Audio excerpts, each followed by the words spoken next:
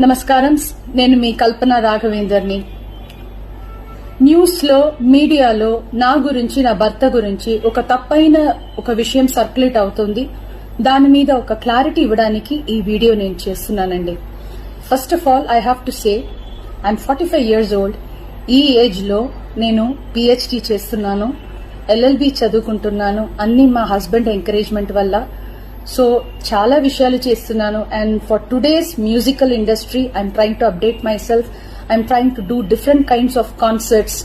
ఇవి అన్ని స్ట్రెస్ వల్ల నాకు అసలు నిద్ర పడట్లేదు. చాలా సంవత్సరాలు నిద్ర రాకుండా కష్టపడుతున్నాను. సో డాక్టర్ దగ్గర ఇన్సోమ్నియా ఇష్యూస్ కి ట్రీట్మెంట్ తీసుకునేటప్పుడు నాకు కొన్ని ప్రిస్క్రిప్షన్ ఇచ్చారు.